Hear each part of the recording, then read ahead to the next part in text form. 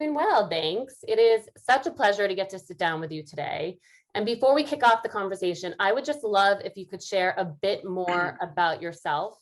And it would be great if you could start talking a little bit about your career journey and specifically what drew you to HBO, and then maybe just dive into what's kept you there, because you certainly have a great and lasting career. Yeah, it's been one long show, right? That's gone on about 20 seasons now, and that I think it's very much an outlier. There are very few people who are still sort of rolling with their first job. But yeah, currently I oversee brand marketing for HBO Max and HBO. That includes all like the positioning, upper funnel communications associated with driving acquisition, and I also oversee editorial and publishing for the brand social media. But over that 20 years, I've done everything sort of within marketing, and that's actually what's kept it really fresh. I've worked on the distribution side, I've worked on the product marketing side, I've worked on the sales side, worked on the content marketing side. And I think through every single one of those areas, I think what has always sort of impressed me was just the level of excellence and the craft that goes into everything we do. Certainly that extends from the programming that we have, the storied history there. There's a reason why, from a storytelling standpoint, we're sort of best in class. Mhm. But that commitment translates to marketing. And now to sort of be part of HBO Max, which includes tech and performance and data sciences as well, and seeing them and how they go about their job and perfecting it on a daily basis is really inspiring. And there's something really special about the brand. I Yeah. remember, growing up with the brand, in the 80s and sitting down on Saturday nights and not having to go to the video store to get a movie, and just, hearing that Saturday night feature presentation and just the sense of anticipation that it created, the specialness of what you were getting, Mhm. is something that has always stuck with me. And now being there 20 years, I see how we continually deliver that over and over again. And it's really special to be part of. That's so great. And I don't know if anyone from the recruiting team is using you, but they should, because just hearing about your journey is interesting. And the fact that you've been able to work on so many things, I think people are looking for that in their careers long term. So congrats to you, and also to HBO for managing to make that happen. We are nearly halfway through 2021, which is crazy. And it certainly continues to be a whirlwind year for the entertainment industry. We have so much happening in streaming, gaming has taken off, we have sports betting happening, and then film has returned. What have been some of the highlights for you the last 6 months? I think it really started at Christmas when we aired, and what we announced just prior to that, the Warner Brothers movies that would be in theaters and on HBO Max on the same day. So again, it kind of had a real sense of nostalgia and specialness for me because it reminded me of the brand promise that I sort of internalized when I was young, and now getting to deliver that to consumers over and over again on a monthly basis has been really special. So when we aired Wonder Woman 1984 on Christmas Mhm. Day, and then the month over month promise of delivering this big premiere, and then look, even throughout, we've had content that has been programs that have really broken through and resonated in culture. Mayor of Easttown, of course, the Friends Mhm. reunion, right? I mean, Mhm. everyone watched the Friends reunion. We had Zack Snyder's Justice League, and then recently we just had Hacks. So seeing consumers come to HBO Max and also sort of embrace the content, the HBO content, and then all the new content as well, has been really rewarding. I mean, the momentum we have is it's like a speeding freight train. It's been really exciting. Yeah, it's brilliant. I mean, I will say, as a parent of two small kids, going to the movies is not a reality for me. So having that ability to watch the film That same choice. day, yeah, Yeah. it And we had has Tom and kept me. Jerry, and we have coming Yeah, up, we have Space Jam: A New Legacy with LeBron too. So cannot again, wait. the Yep. family offering and being able to sit down and share that with your kids is really meaningful. Yeah, and the merch. I saw the Nikes that And are going to then be coming yeah, too. Very yeah, cool. Very cool. yeah. And I mean, how have you continued to help HBO and HBO Max stand out in this crowded ecosystem? Because you do have incredible IP. I mean, my Sunday nights were Mayor of Easttown, and then to decompress from that, I watched Hacks. And then I discovered Starstruck right after that, which I love, by the way. If anyone hasn't seen it, it's fantastic. So how do you stand out? I I think what we've really tried to focus on from a marketing perspective is how do you build in a holistic experience? The content's going to be great, right? We know that. Yeah. And you know, people are going to talk about it, but how do you sort of amplify that, bring them together, create a meaningful connected experience? So it really started with Wonder Woman, where we're like, well, let's do a watch party. Gal Gadot joined us, and so did Patty Jenkins. Wonder Woman premiered on Christmas. We didn't have the watch party until the next day. And we were one of the top trends on Christmas, launching Wonder Woman 84. The second day, the watch party surpassed that in social volume. And so having our fans and Patty's fans and Gal's fans and all the DC fans being able to engage on the HBO Max profile with talent deepened that emotional bond with the content that we were showing. And we've done that several times since. Mayor of Easttown, I don't know if you caught it, but we did an Instagram live with Kate Winslet, and she was in, so that was right after the finale. And I remember sitting on the couch and just looking at it, and I was like, look over at my wife, and I'm like, it's Kate Winslet. Like, she's right now on our Instagram feed. So being able to kind of, bring that connection, the ability to sort of engage with talent has been one of the ways in which we've created a more meaningful experience. And then also it creates a ritual as well. We've created some voice skills as well with Amazon Alexa, where, the lights darken, and, it creates sort of this very sort of immersive experience where it's just different than watching TV. It's different than watching a normal streaming service. There's something really meaningful and memorable about it. Yeah. And I love that you've been able to really take a twist on the traditional view of marketing, which is leading up to the premiere and then blast, and then you're done, where you've been able to really continue to engage people. And that's such an important strategy, as you also look to retain people. So well done on that, because I did see the Kate Winslet piece for Mayor of Easttown, and now I'm just can't wait till the next version comes out. So you've got me hooked. We have been fortunate enough here at Snap to partner with your team on a number of incredible augmented reality activations.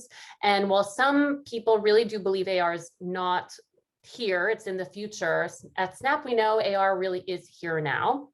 And proof is in the pudding. We have 200 million people using AR every single day. How did your team get comfortable with testing AR? And then how did they get comfortable actually choosing to invest in AR? I think we're all real geeks for the content. So finding new ways to connect people with that, and in some ways sample it in a way, and sort of try it on in new ways, is something that we've always been really curious about, and enjoy sort of tinkering with. AR is another form of world building for us and extending the fiction. And that allows you, again, to sort of touch and feel and experience a program in a new way. So I think there's something there's a culture of creativity amongst the marketing team. And so using AR to do that is something that, has always been part of it. I mean, when I started HBO, we were putting voice chips in print ads, and we were putting lenticular, like it goes all the way back. So it's been part of the DNA of the marketing team for many, many years now. We always try to have that piece of innovation on a marketing plan, but really to build differentiation and create some additional earned media and talk value. And that is also part of the holistic brand experience as well. Yeah, it's fun too. It is. I mean, like I said, we're everyone is a total geek for this and enjoys it. Sometimes I feel like we're doing it because we love it, and it's great if fans like it too. Yeah, well, there should be an element of that, right? It keeps people happy and morale up. So COVID certainly has enforced AR's importance as a bridge, as you mentioned, between the physical and digital world. And Deloitte just released a study that over half of consumers say that COVID-19 has made AR digital experiences more important to them. As the world continues to reopen, how are you and your team planning to lean into this new consumer behavior with your marketing activations? Yeah, we've done a lot of in real life, right? Prior to the pandemic, we've made a lot of noise in the experiences that we've created. And then going into the pandemic, we had to completely pivot and find a new way to create these communal experiences. And we learned a lot, everyone, even our talent. And so now that we're coming out of it, I think we need to find a way to bring both of those worlds together and create, again, another meaningful experience that can add to the fiction, that can scale, that can provide more access. So, if you take we're not creating this event, but just as an example, if you were to take South by Southwest World, which was really like a immersive role-playing experience, and sort of very theatrical in how you experienced it, very Sleep No More. And then you add the local lens that we did for Game of Thrones, where, you know, the dragon came down and landed on the Flatiron building. Yeah. How can you combine those two experiences so you get the excitement of being together and experiencing something with someone, but then also extend it, and you know, sort of build the fiction in a way that, like, I can't really build the dragon, it would be too expensive, but the AR lenses and our ability to sort of build those worlds become really affordable. Yeah, I love that you say that, because I think a lot of companies think investing in AR is really expensive. But to your point, if you're looking to immerse people in an experience, to do that in real life could be exorbitant from a pricing standpoint. So some AR of our actually top is efficient.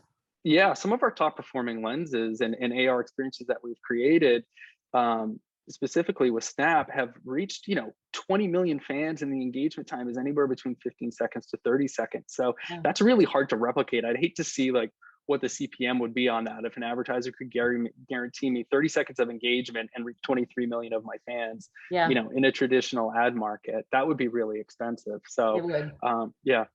Yeah, I love that.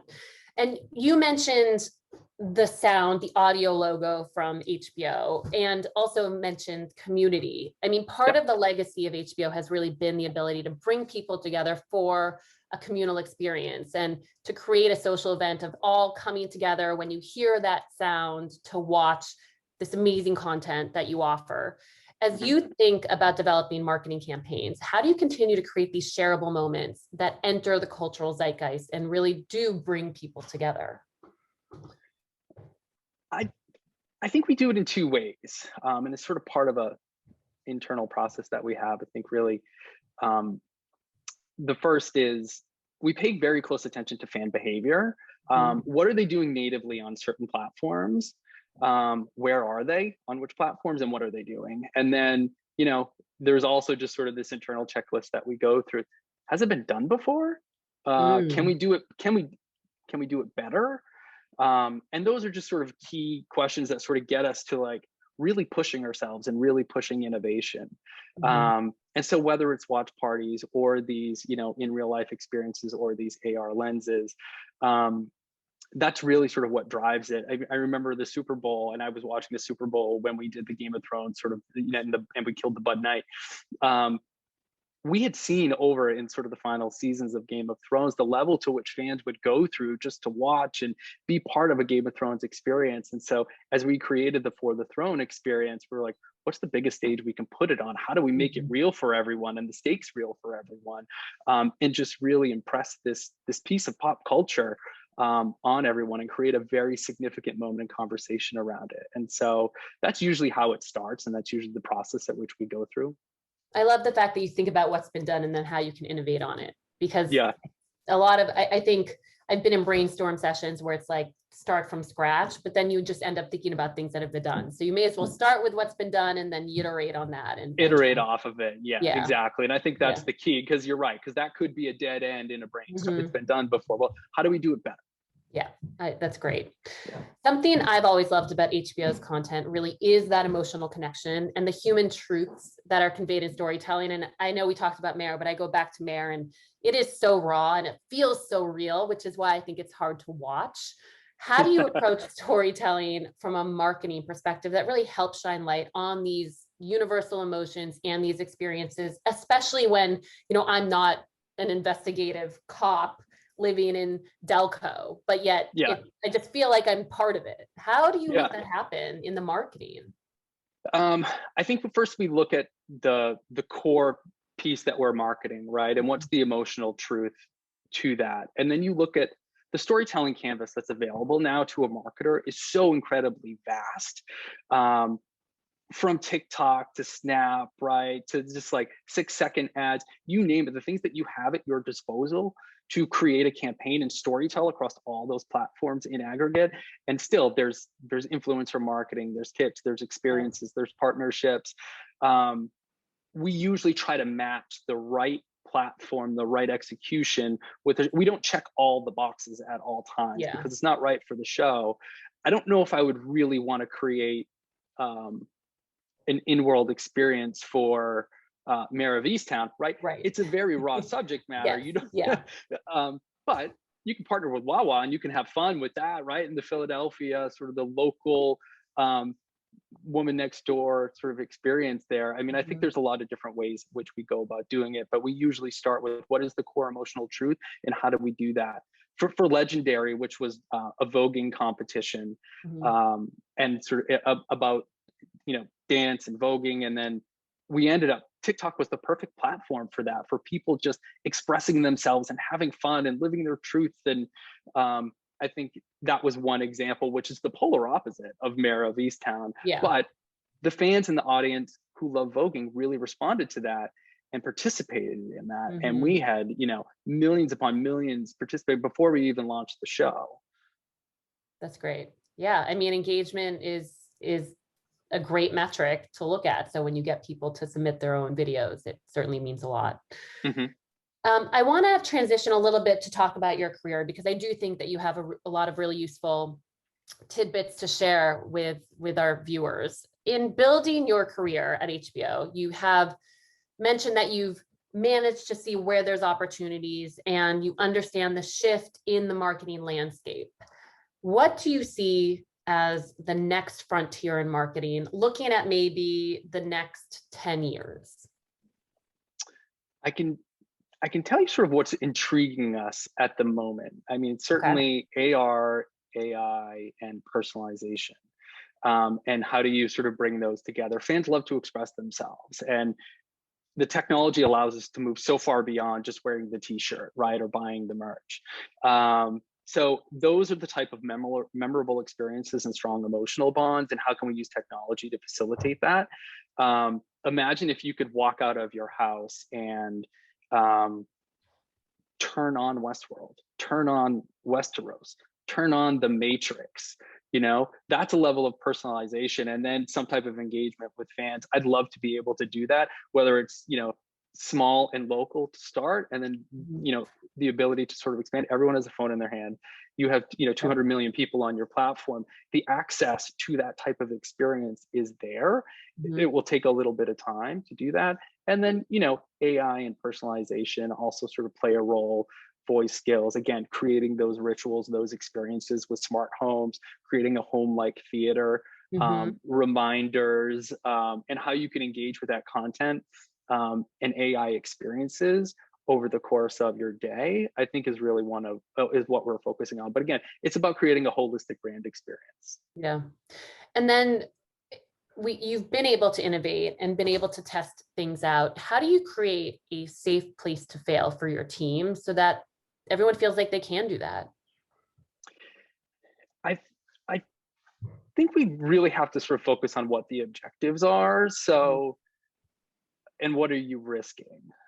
So within the components of a marketing plan, there needs to be a level of innovation that is always on that Mhm. plan. And if the objective is for it to always break through, then you're going to find yourself failing quite often. But if your objective is, let's test this, we're curious about it, what can we learn? Mhm. Then often you're not failing. And then you just control the risk by how much you spend against Okay. that. Maybe you have 1% of your spend on it. Maybe you have 20%, depending on how confident you are in the technology and the platform, the ability, sort of your confidence to deliver an experience. So that way, when maybe it doesn't hit the way you want, at least you have that knowledge, that internal expertise to then bring to the next one. That kind of creates sort of this perpetuating cycle where you're learning and you're innovating all the time. And then Mhm. look, it's rare that we actually fail. I mean, sometimes we've learned something, sometimes we break Yeah. something, sometimes we don't launch it, but we know the next time. And so you're able to monetize that investment within the culture of innovation and your marketing plan. But it always needs to be a box on the plan. Yeah. I think that's just so important. And you have created this environment where your teams feel like they can really go for something. And if it doesn't work, to your point, test and learn. Like you figure something out and then the next time Yeah. you do something different. Yeah. I think they didn't, if we didn't have a safe place for them to fail, then it would promote a culture where then they're always doing the safe bet. And I actually, over time, that is riskier, especially for a brand like HBO Max. Yeah, absolutely. We all have had experiences that help shape the way we think about work and help us to conquer new challenges. I'm curious, what are some of the lessons that you've learned throughout your career that have impacted the way you approach your work? It's probably be curious and look for white space. Okay. So, look, brand marketing as a discipline in the way like a CPG would approach it didn't exist at HBO. Okay. It was something that I started talking about and started building as sort of a small percentage of my job at the time. Let's say it was 5%. And then as business challenges came up, I started to have solutions for what those challenges were. And so as we've moved closer to the consumer over the number of years, I've been able to expand that discipline, hire for it, and really prove out through data and modeling the impact that it can have on the business. And now that, our audience is really every home in the US, we need to sort of pull a lot of different levers from a traditional brand marketing perspective, and of course, entertainment marketing and tech marketing and all of those disciplines. We take the best of them and put them together in our marketing. But it's really now, I mean, we're moving so fast. I really have more than I can do throughout the day, and so does the team. But it's all really exciting, and now we're sort of starting to expand into Latin America and Europe, and it's been a really exciting time. Yeah, the expansion, I can only imagine, is just adding so much more because you have to understand those local markets. And I'm just curious, actually, how are you doing that? Are you just focused on hiring locally? Are those people kind of shedding a light within the US to help shift any creative ideas? Yeah, we have local teams, Okay. under Johannes Larcher, and they have sort of regional GMs. But building a global brand, because look, the HBO brand is known globally, but it's not a full service in the way that we envision HBO Max D2C being. So working very closely and alongside with those regional teams to ensure that there's brand continuity and the core of the value proposition is consistent. So we are really building a global brand is really what we've been focused on. Yeah, it's hard, but you're doing a great job. Yeah. Thank you. You've been on so many marketing campaigns. What has been one of your favorite marketing campaigns that you've designed? That I've designed. Yes. So I think it was about 2 years ago, maybe 3 years ago, we decided to create what was really sort of a pro-social effort. We didn't even spend much money on this campaign, but we noticed that we had a lot of content, that a lot of programs that talked about mental health were approached in a very different area, and the conversation around mental health, especially like following the death of like Philip Seymour Hoffman, and it became something that we just felt responsible for really starting to destigmatize and have a conversation around. And so we came up with a campaign called It's Okay. And it's okay to sort of to talk about it, because talking about it is its own kind of therapy. So we brought in a PhD, a doctor, and sort of took apart some of the programs and really sort of dissected everything. And then we also just put bumpers in front of the content to point out where potentially there could be issues of mental health in our characters and the way they were written that maybe you wouldn't have noticed, right? So people would recognize, like, oh, maybe I feel that, maybe I see that, maybe I do need to talk to someone. That campaign generated over 1 billion in earned media impressions in the market. It blew up. It was the simplest thing, but something that was, again, it was really meaningful and thoughtful, and I think it really reflected the complexity. So of course, like, Tony Soprano was part of it, right? And his relationship with Dr. Melfi, and we have so many other programs, both fiction and nonfiction, that do that. That was one that really blew up. I'll sort of say a second one, but that was early in my content marketing days. I was working on an obscure Cinemax show called Hunted, but we created a transmedia experience that the average engagement time, and we had over 1 million people sort of go through it, was 20 minutes. And you didn't even know that you were really in a brand marketing experience until you got to the end. But the layers, there were 5 different layers of it. And we also had a transmedia component. We created these posters down around Wall Street. It was like, it was recruiting for this secret security firm called Byzantium. And it said, we're not for everyone, just the 1% that matters. I can't tell you the amount of times and that people have picked up pictures of like on the internet of a police officer standing in front of this sign because it was such a good transmedia experience. People still think it was real. This just happened over the last year. Again, the internet was sort of like going, look at this, who is Byzantium? Who do they work for? Like, look at these multinational corporations. I mean, it was amazing. That campaign, people still talk about it. Just, That's awesome. It was just obscure, but it was fun. That's awesome. You mentioned iterating on innovation. I'm just curious, what campaigns outside of HBO Max, what other brands or campaigns have inspired you along your journey? Or are there any brands that you really look up to and say they just nail it constantly? I think the first ad campaign that really, like, once I got out of college, the first one that sort of like really moved me emotional was Levi's, and it was a campaign called Go Forth, and they had some old scratchy recordings of Walt Whitman reading over just beautiful, evocative photography and video, and I just really remember that one touching me in a way. I was like, I don't know what that is, but I want to try to create that. Looking back on it now, I think it's just print and out of home and video. At the time, it seems so unspectacular, but they were able to bottle up an emotion. I'm continually impressed with what Spotify does. Like their year ender, how they are able to make, their algorithm and just the behavior from their consumers just really sort of speak for their product. I love that. And I also love the product, and it's just so true to who they are.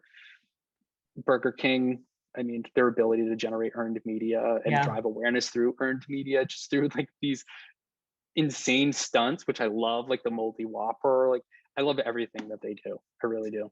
Yeah, I love that you were talking about non-endemic too, because you can pull from all of this other great work outside of entertainment. Yeah. So I know we're going to have time for questions, from the audience, but I want to do a little bit of a lightning round. Okay. And see how this goes. So this is hard. What is your all-time favorite HBO show? Oh, that's not hard. Deadwood. Oh, I'm a Western fan. Right? I grew up on Westerns, like watching with my dad. So for me, Deadwood is it. That's awesome.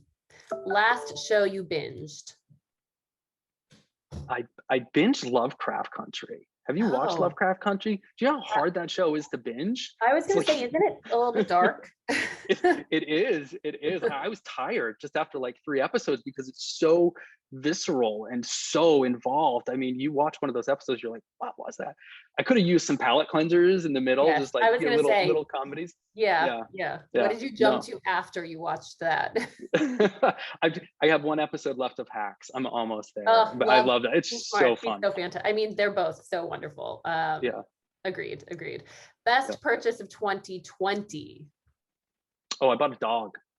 Oh, what kind of dog? She's a super mutt. There's a whole bunch of different dogs. I've also subsequently bought 4 different sets of AirPods because she keeps eating them. She's eating them. Yeah. I only have 1 right now. And because she ate the other one. I see that. Yeah. Okay. Yeah. So keep the AirPods away from the puppies. It's a fair trade. Rosé or champagne? We're in Cannes, so we'll go with rosé. Okay. And then next place you are most excited to visit. So just before the pandemic, we snuck in a family trip to Tulum, Mexico. Awesome. And something about not being able to go anywhere during the pandemic, everyone in the family is like, we're going back as soon as we can. So we're going to bookend the pandemic with Tulum. Trip 1 and trip 2. That sounds amazing. Yeah. And the sand there is really incredible. It's really a great place. Yeah, it is. Jason, thank you so much for the amazing conversation and really for giving us a peek under the hood of what you and your team are doing. It really is fantastic work. Before we move into the audience Q&A, what's one piece of advice that you would give to marketers as they look to the future? I'd probably say be curious. I mentioned that a couple times, but I think where in my career, the moments where I'm curious is the moments where, when you say what if, Those are the moments where I think we find the most innovation and we learn the most. Yeah. I mean, I will also say from our side of the house, the number one thing I look for from my team is that curiosity, especially as we work with clients like you. Yeah. Pretend you know nothing. It's just ask questions and learn, because that makes such a difference. And the amount of data that we have now too, right? The amount of ways at which you could observe fan behavior or customer behavior is amazing. So you should just be watching and listening and be curious. Yeah, I can only imagine, by the way, all the data that you have, because I don't know how you don't get lost in it. And just trying to put that story together, there's probably just so many really fascinating things that your team is able to see, which is great. Thank you again. And I do want to just open it up for questions from the audience if we have any. And if we don't, I also, we do. We have a number of questions. Great. So first question for you, Jason. With the streaming category increasingly competitive and cluttered, how do you differentiate from other platforms for that share of mind or for the same budget? And I know we touched on that, but it's interesting from a budget standpoint. I'm sure you have some programming where you have a much smaller budget, and yet you still need to make it seem like there's a lot there. What is your strategy for that? First of all, I think we're lucky in that we do have storied franchises, characters, and IP to work with. So we look for fans, we look for advocates. What can we do to have them help amplify their experience, the connection that they already have, or just get them excited? So for us, advocacy, especially leading into a premiere, is one of the key sort of focus areas for us. Oftentimes that is through social influencer marketing, generating content, social content. So from a publishing and editorial standpoint. Yeah. Okay. It's amazing that influencers didn't exist a few years ago, and now they really do play such a big role. Yeah. If you could partner with any other brand, what would your dream collaboration be? That's a good one. I'd probably say Spotify. I mean, just from a music standpoint, the music in a lot of our program is just, again, music is something that you're going to emotionally connect to, as is premium storytelling. So how can we bring those two together in a really fun way? We do have a footprint on Spotify, obviously. So Nike merch, like, I don't know. I feel like there's some that's happening. There's always, but it always comes up, and it doesn't matter. It always delivers. There's like really cool collaborations there. Yeah.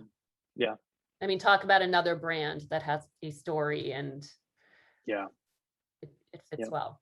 Yep. You touched upon the future of in-person and digital hybrid activations, but as the world continues to open, what are the trends in content consumption that arose from COVID that you think are here to stay for the long term?